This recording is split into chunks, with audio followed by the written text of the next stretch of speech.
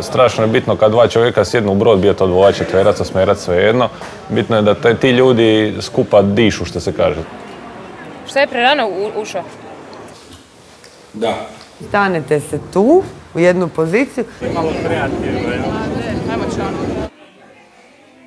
Ja to uvijek tako kažem, a to je da je to loše za život, ali dobro za profesiju.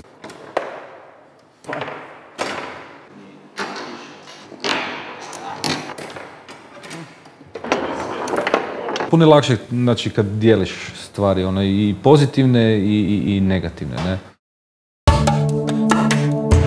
Je li sve lakše udvoje? Pogledajte kako na svojim poslovima surađuju oni koji svoj uspjeh duguju zajedništvu. Udružili su snagu, uskladili razmišljanja. Profesije osobno. Tandemi.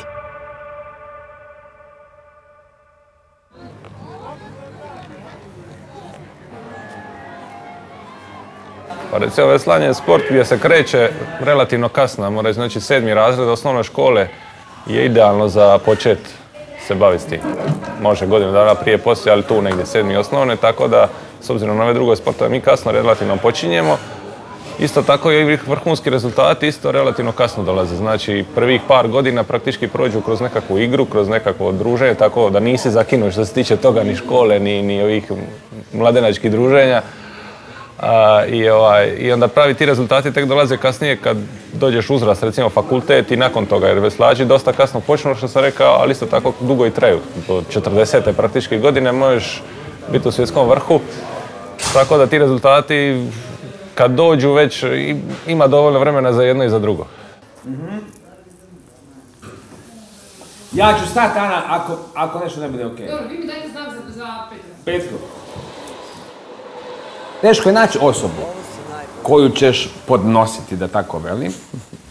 Imati strpljenja za nju i tako dalje. Jer nas oboje smo ljudi koji su vrlo veliki individualci, koji individualno funkcioniraju. Teško je naći čovjeka s kojim možeš to, naravno, s kojim možeš se posvaditi pa se nakon, ne znam, sat ili jedan dana pomiriti. Tako da sad ako mi raskinemo sad tu suradnju, teško bi, vjerovatno bi teško našli nekog takvog partnera kao što je to bilo Pitanje je da li bi tražili, da? Da. Šta je prerano ušao? Da. To je možda u jednom smislu kod nas dosta karakteristično da je odnos građana suprotnosti, dakle na nekoj vrsti sukoba. Dosta različito mi zapravo mislimo, ne znam. To se nama čini dok se radi. Ali na kraju ispadne da kad zaista nastane velika bitka za neku ideju, u principu ne pobjedi ta ideja, nego se stvori neka treća vrijednost. Neki put se zaista, barem po mom osobnom iskustvu, mi se čini da je onak super ideja, se divno krasno, već bi krenuo, ne, ali kad me on počne podsitno kopat po tome, ne, prvo se iznerviram, jer sam takav, ne, a onda lagano počnem razmišljati o tome i naravno da to onda dovede do puno kvalitetnijeg rješenja na kraju. I onda se zato taj prvi početni gnjev, zašto ne, imam super ideju, izraste u nešto puno kvalitetnije na kraju, ne. Da, mi nikad ne govorimo jednom drugom, ne, nemoj to, ne.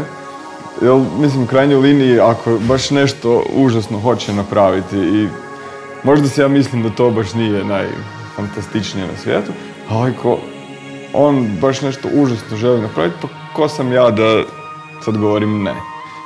Naš dogovor počiva na tome da se uvijek pusti onom kom je više stalo do neke teme.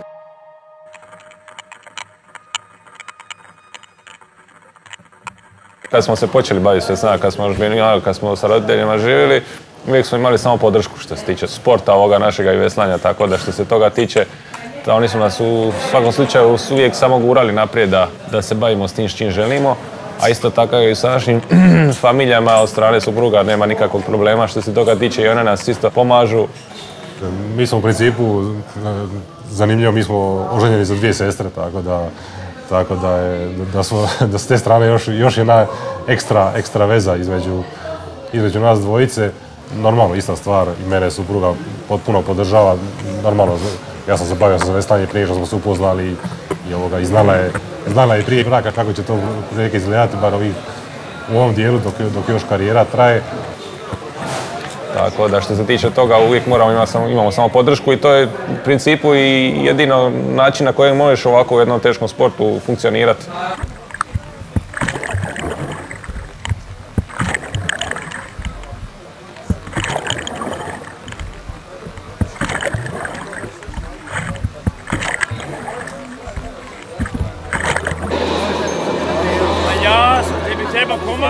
Kad čovjek radi ono što ga zanima, zapravo ga ni ne osjeća kao neki napred, trebaš otvoriti vrata i tako dalje pa otići kući. Jer inak moraš na tome razvijati, od toga isto imati svoje trajanje. Ti znaš da dok radiš projekt to je određeni rok i poslije toga taj projekt više nećeš moći raditi. Prema tome sav ćeš svoj angažman u njega uložiti. De facto ti posao postaje hobi, obratno. Imaš tu idealnu situaciju, to znači da radiš nešto što bi radio i da to ne radiš.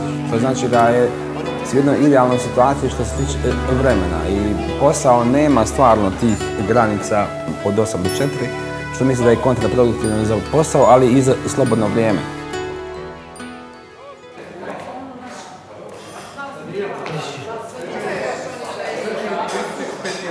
Dobar tek, dobar tek.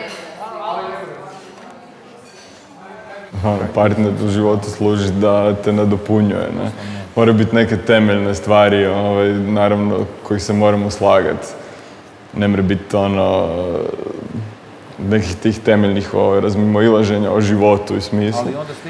Ali o svemu ostalome, o nogometu, o politici, o novcima, o poslu, hvala Bogu. Poželjno je biti. Poželjno je da imaš nekog ko stvari može sagledati iz nekog potpuno drugog ugla i dati im neku potpuno novu dimenziju i zapravo ti pomogne riješiti problem, jer rješenje uvijek stoji ispred tebe, samo ti nekad nisi ga u stanju vidjeti. Inače, fizička konstitucija znači, kao i u svakom sportu, možeš biti košarkaš od 1,5 m, isto ko što ne možeš ni ping-pong igrati kao baš imaš 3 metra. Ali tako da za veslanje recimo bolje biti šta viši. Svi veslači ovi dobri su oko 2 metra visine, tako da u principu ima i tu.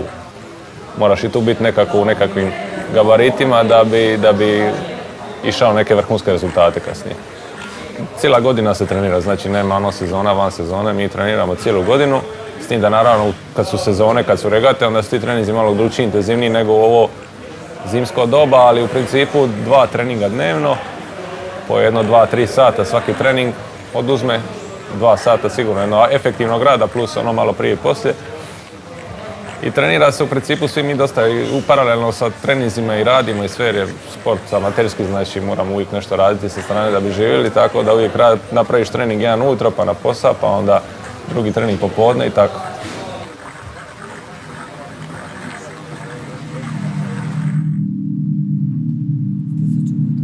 Jedan taj odnos možda baš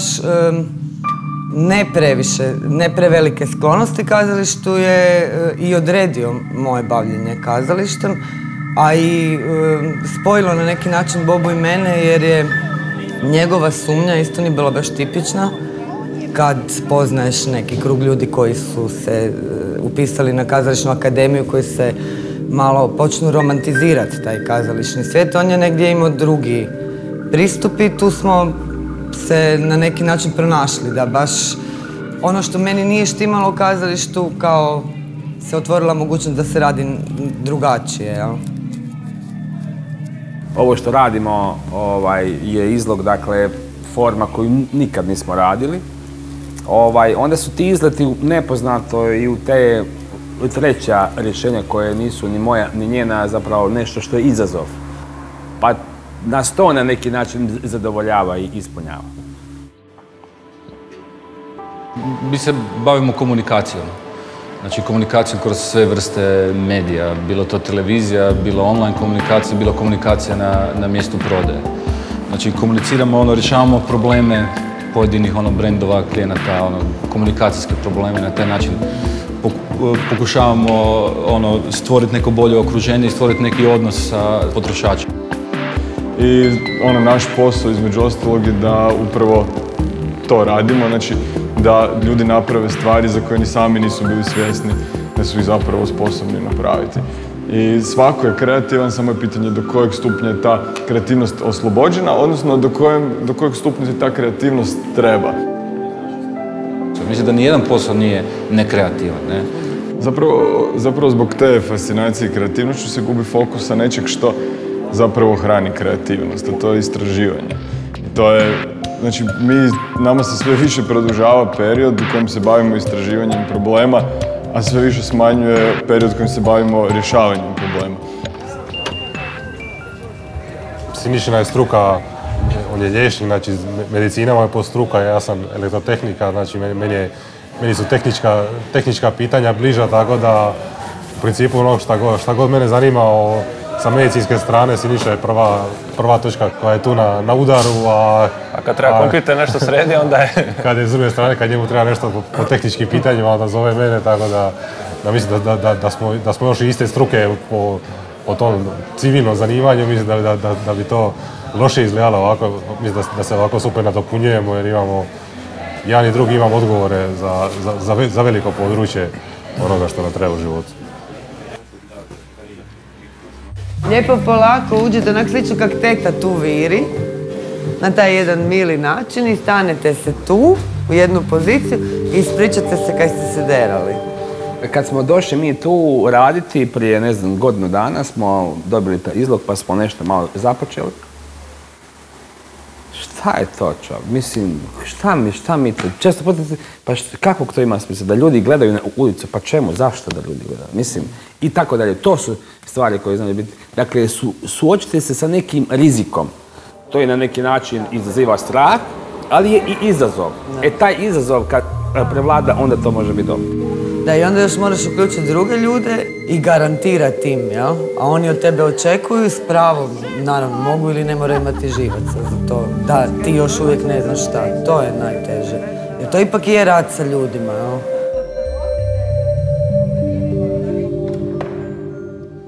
Postoje trenuci kad pusti mozak na pašu, ali tad mozak radi, tad mozak primjećuje stvari, tad mozak analizira na procesnoj razini neke druge stvari. Naravno, kad smo na jogi, kad sa klincima, bilo gdje, ok, ti si opušten, ne, ali, znaš, štaka to u podsvijesti, sve, mislim da je to tako posao koji mora, jer nikad ne znaš gdje koja inspiracija će uletiti i bit će ti inspiracija za nešto drugo.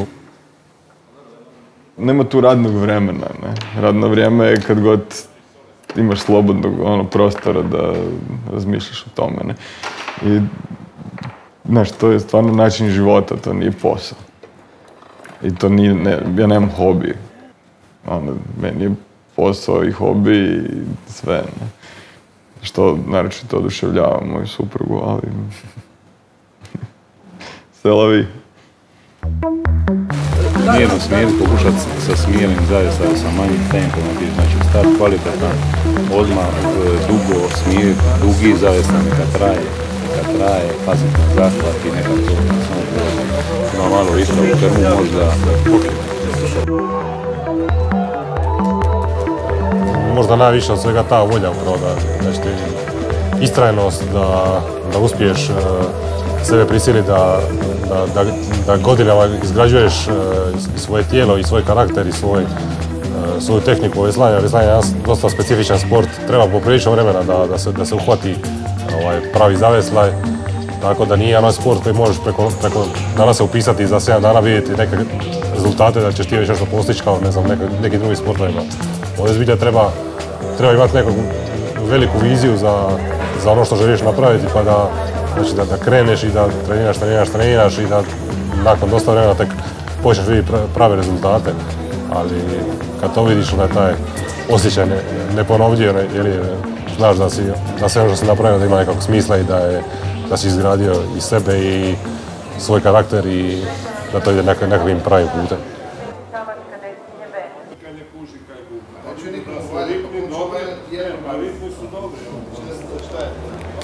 Ljudi koji nisu formalno obrazovani, a bave se što filmom, što kazalištem ili ne znam više čim, nisu manje vrijedni, nisu manje važni.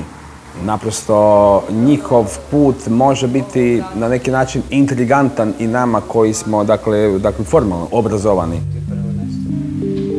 recimo spoj Nataše i mene vjerojatno počiva negdje i na tim, i na toj relaciji.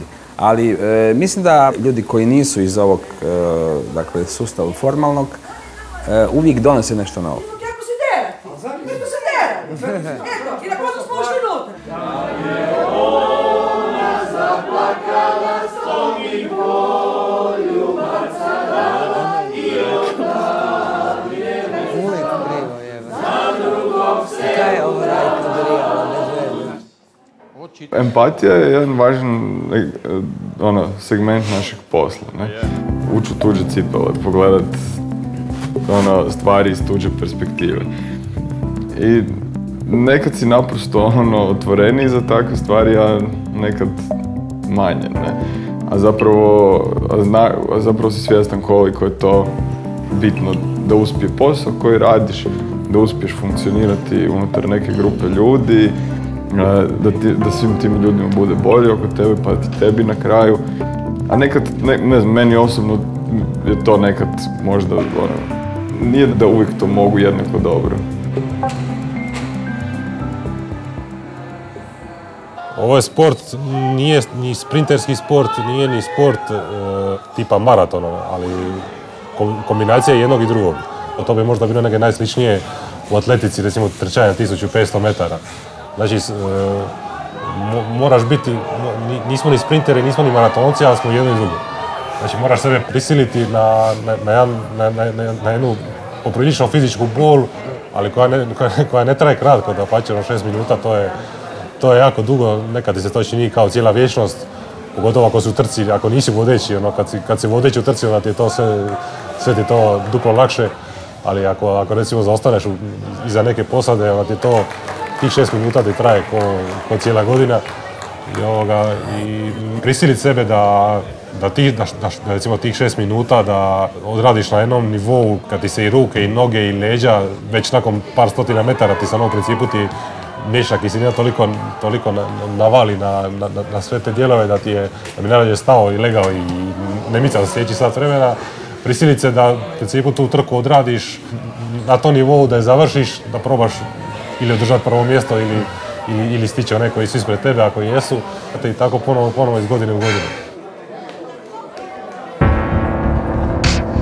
Naravno da su velike prednosti u dvoje raditi, jer ako netko zapne, drugi će povući. Na kraju konca, ipak sa dvije strane se stvari pogledaju, osim toga mi smo i različitih spolova, pa i to možda ima veze, pa i na kraju konca nekakvih drugačijih malo backgroundova. Pa su to više aspekata zapravo, ali naravno da ne bi bilo sve super, nije tolika samostalnost koliko je možda kad čovjek radi sam i tolika mu je kao sloboda, jel? U kojoj može što hoće, ovdje baš to nije lako, dakle jer se mora izboriti čovjek za svoju ideju, ali mi se čini da onda i bolje ideje prođu, jer ih se mora dobro braniti. Da se on uzruju. Ja to uvijek tako kažem, a to je da je to loše za život, ali dobro za profesiju. To znači, teško se živi sa nekim ili nečim ko misli suprotno, ali onda rezultat ispadne mnogo bolje nego kad si sam. Tako da je to jedna konstantna borba između onoga što bi ti htio, što bi htio sam i onoga što zapravo vidiš da ne bi bilo dobro da to radiš sam. Prednosti tandemskog rada su toliko velike da taj neki trud koji moraš uložiti da tandem funkcionira, da ne budeš svoje glavi i ne znam kakav, je zapravo taj trud i s obzirom na benefite zaista neko malo i vrlo profitabilno ulaganje. Tako da, nedostaci, teško ih je nazvati nedostacima, ja bih to nazvao ulaganjem. Puno je lakše, znači, kad dijeliš stvari, i pozitivne i negativne, ne? Nema nekih negativnih, barem ja, sad kad malo razmisliti, baš apsolutno ništa, ne? I opet s druge strane imaš odgovornost prema nekome, bar na kraju dana, bez obzira što smo samostalni, ne? Ali opet imam neku odgovornost prema njemu, ne? Da li bom došao ujutro na vrijeme, ne bom došao, da li bom napravio ovo, ne bom napravio, da nema toga, ko zna di bi bio, ne? Sigurno, koji put bi tili malo i ostati eventualno na večer izaći ili nešto, pa kažeš ajme ne mogu imati sutra teški trening, ajde idem spava pa ću drugi put. Čim voliš i radiš nešto što želiš, tu ti automatski svako odricanje ne pada teško u tom smislu.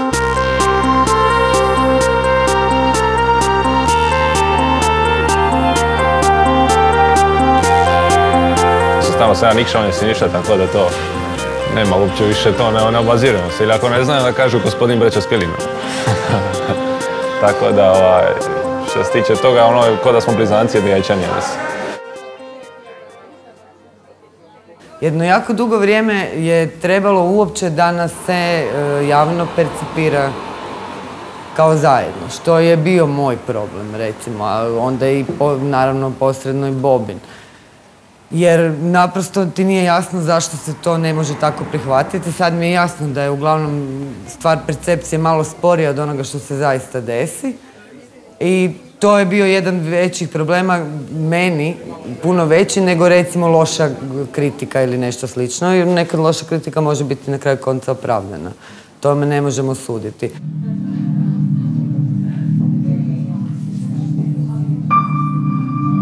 Nama niko ne brani da samostalno radimo ili nama to, našem poslu to ne bi smetalo. Svako može od nas raditi samostalno, to je naš privatni dio. Da su loši rezultati, vjerojatno ne bi radili zajedno. Međutim su rezultati iznimno dobri. Osobito imamo jedan poseban status u inozemstvu. Sad radimo već zajedno na ovaj način od 96. godine.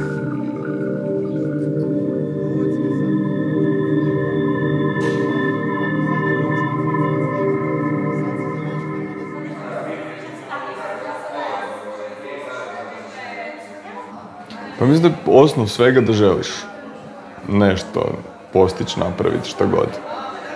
Puno ljudi to uopće ne želi. Drugo je da si spreman zbog toga preuzeti neki rizik. Mislim rizik. Naprosto ti neke stvari ne trtariš oko neke stvari. Treće je da si spreman rintati full kad treba. Četvrto je da se ne bojiš ljudi, situacija. I peto je da nađeš nešto što voliš raditi, pa ti sve ove prije stvari nisu nikakav problem, jer to što radiš na kraju ti je super zabavno i zanimljivo. To nismo možda dovoljno detaljno pričali o rezultatima toga. Ti u principu treniraš 365 dana godišnje da radi 6 minuta nastupa. Sad prisilit se da i omogućiti sebi da možeš tih 6 minuta baš da svoj maksimum i psihički i fizički nije lako. U veslanju strašno je bitno kad dva čovjeka sjednu u brod, bio to dvovac, četverac, osmerac, svejedno. Bitno je da ti ljudi skupa dišu, što se kaže. Znači, taj zaveslaj mora biti zajednički, svi moraju biti u stotinku ko jedan. Tako da je ne samo u našem slučaju, nego inače uvijek u veslanju jedan drugoga vučemo, jedan drugoga guramo, kad je neko malo umorniji ili nešto, onda ga cijela ekipa malo sa samim zaveslanjem i sa samim veslanjem, svi malo ga digne se ili se malo prilagodimo njemu, on nama, tako da uvijek je to sport gdje se jednostavno naučiš prilagođavati drugome.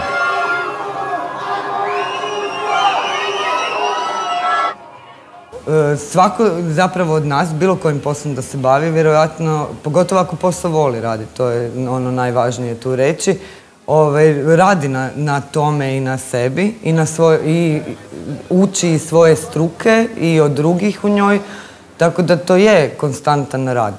Ti ga ne možeš niti zaobići, ti naprosto ne možeš isključiti mogućnost da se nešto događa oko tebe, pratiš, ako ništa drugo, onda razvoj u vremenu stvari, duha vremena, pa ćeš već sa tim morat nanovo se nositi. Dakle, ništa se ne može naučiti, pa sad znaš i to radiš. To nije niti u medicini, mislim, nigdje nije, ni u tehničkim znanostima.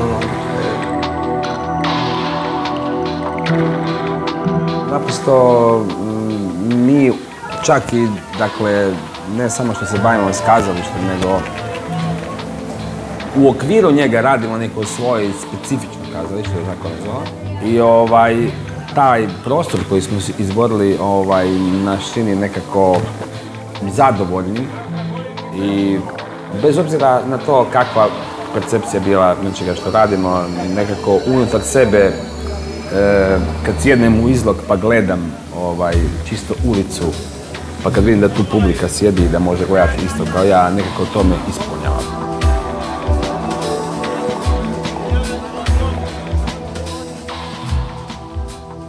Prošli smo zaista cijeli krug.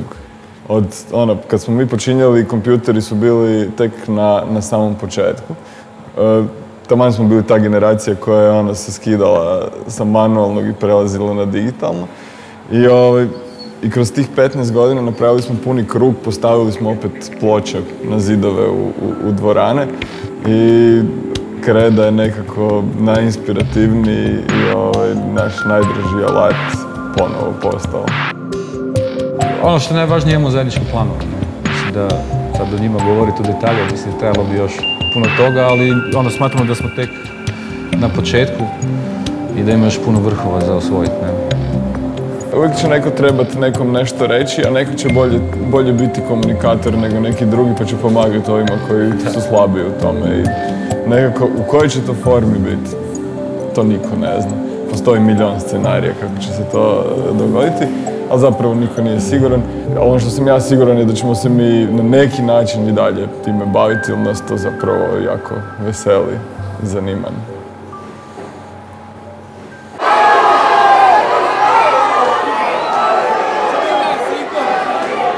Pa šta je za najveći uspjeh kojeg smo zajedno osvojili? Osvojili smo i nekoliko, evo, od prve praktički olimpijske medalje, bili smo skupo u osmecu, koja je bila nekakva prva velika medalja, iako je bilo i prije toga velikih međunarodnih medalja koje smo osvajali, ali to je nekako bila prva velika nekakva prekretnica kad kreneš u nešto skupa. Onda nakon 4 godine došla je ta olimpijska medalja iz Atene u dvojcu, koja nam je nekako bila kruna nekakve do tadašnjeg istog grada. Nakon toga je opet bilo i svjetskih medalja i osvajali smo i svjetske kupove i sve, ali nekako te dvije olimpijske su nekako što se kaže, imaju najveću težinu, iako i ove druge kad ih se sjetiš i isto tako drage su ti skoro jednako, ali ovo nekako olimpijska medalja je uvijek nekako, to je to nešto što se desi svake 4 godine, nešto što moraš tempirati da to bude baš taj dan i onda kad uspiješ to napraviti i osvojiti, onda ta medalja ipak ima nekakvu težinu posebnu nego... Ali mi od početka smo se počeli baviti veslanjem, nismo krenuli u taj sport da bi bili medijske zvijezde, nismo krenuli da bi zaradili milijarde, milijone, nego bi jednostavno smo krenuli da budemo zdravi ljudi, da se bavimo sportom i da u tom nađemo zadovoljstvo.